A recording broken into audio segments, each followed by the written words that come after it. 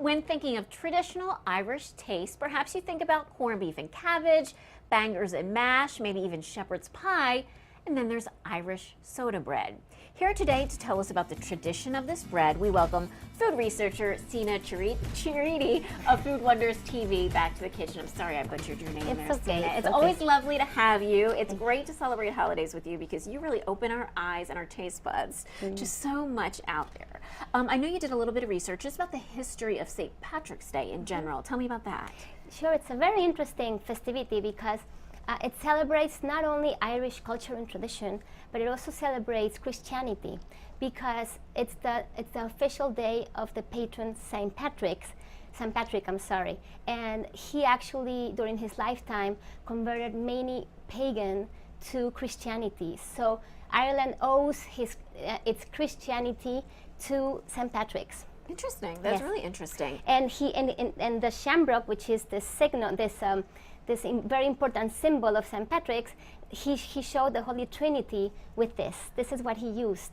So it's not the four-leaf clover, it's the shamrock that is much more significant. Oh, wow. And we do always think of that four-leaf clover, that lucky four-leaf clover, but no need to have that on St. Patrick's Day, right? So now tell me about Irish soda bread, because we're not really sure that it's really from Ireland, huh? So basically the origin where they first saw bread that was leavened with baking soda was in America with the Native Americans. They used something called potash. Okay. Which was I've heard of that. It was something similar to bicarbonates with soda bicarbonate, and then it was adapted by Ireland, but they really embraced it because Ireland had a type of wheat that is called soft wheat or weak wheat. Weak wheat. Yes. Okay. Which is different than strong wheat.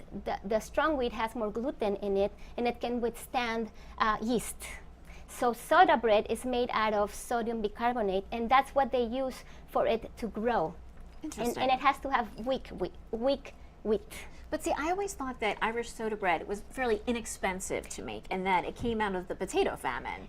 Exactly. So what happened is in Ireland, it was so poor, and after the potato famine, they had to adopt something to substitute, and they used this that became their daily subsistence. And it's very perishable, and they would make maybe one a day, or every 2 days they would make one. I want to put the recipe, one of the recipes you provided for us, up on there. This is for the basic soda bread. And explain, why is it called soda bread again? It is called soda bread because they use the bicarbonate soda. And is that the same thing as baking soda? Baking soda, it's the same thing. Yes. And the interesting thing is that they used to bake it, and they would cut a cross in it to dispel the evil spirits. Oh, interesting. And it also helps the gas go away. And they always use buttermilk or sour milk to make the reaction with the baking soda. And then just really quickly, what gives it this form? So that is the shape. So if you cut a little cross here, and after you bake it, it will just separate like that. It will rise like that. Yes.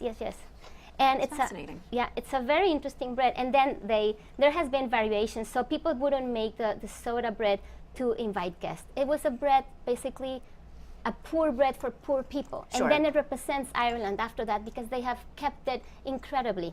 And of course, then they have had a lot of additions, and they became like tea breads. Yes, this is really neat. We're going to put both of these recipes at gooddaypa.com right after the show. Sina, happy St. Patrick's Day to you. Thank you. Great You to have too. you back with us today. Look forward to seeing you again soon.